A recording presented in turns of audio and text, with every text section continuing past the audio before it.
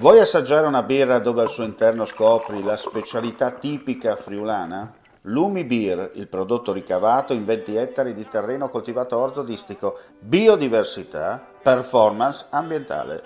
Lumi Beer nelle sue 5 versioni disponibili, 4 per consumo veloce e dissetante e la versione Magnum per intenditori.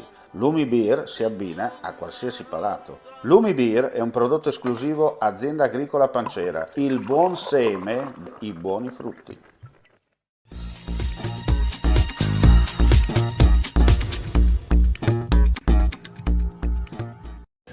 Presidente Canciani, approfittiamo della sua presenza a Corno di Rosazzo per fare un po' il punto della situazione per quanto riguarda questo primo terzo di stagione 2021-22. Ma devo dire che fino sì, a qualche giorno fa ero decisamente molto positivo, ero soddisfatto, moderatamente soddisfatto perché non avevamo avuto delle situazioni particolari di criticità.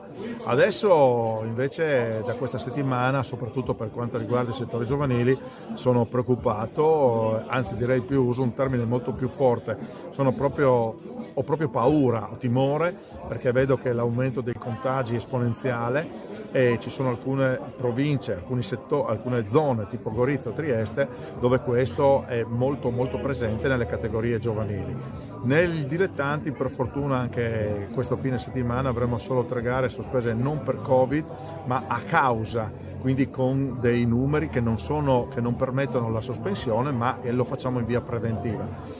Quindi guardo con attenzione, con preoccupazione, però dicendo che se in questo momento dovessimo fermarci sarebbe la fine e quindi bisogna ulteriormente alzare la guardia, bisogna ulteriormente rispettare le regole, bisogna sicuramente cercare di spingere ancora sulle vaccinazioni per quelli che non si sono vaccinati e soprattutto lavorare in perfetta simbiosi sia con le scuole sia con il pubblico per quanto riguarda quello che succederà ai ragazzi delle scuole. Certo, ecco, lei ha detto una cosa molto importante, mi ha anticipato proprio la domanda, no? In caso di cambio di colore si rischia lo stop, perché chiaramente i dilettanti non sono come i professionisti che hanno i diritti televisivi e possono continuare a giocare, no?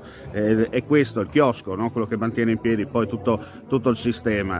Diciamo così, un piano B eventualmente c'è? Ma certamente stiamo valutando alcune realtà. Noi nella compilazione dei calendari abbiamo ottenuto circa un paio di mesi di lasso per cercare eventualmente di correre ai ripari.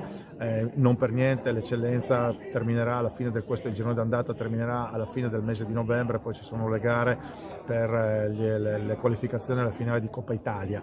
Ricordo che l'eccellenza però ha un percorso di vantaggio rispetto alle altre categorie, privilegiato perché è un campionato di interesse nazionale, quindi se dovessimo anche, speriamo mai, finire in una zona che non sia arancione, il campionato potrebbe continuare, anzi continuerebbe, però sarebbe a porte chiuse e quindi giustamente come ha detto lei il nostro scopo è quello di far arrivare le persone ai campi, di farli stare assieme e valorizzare quello che è il famoso terzo tempo che è sinonimo di socialità.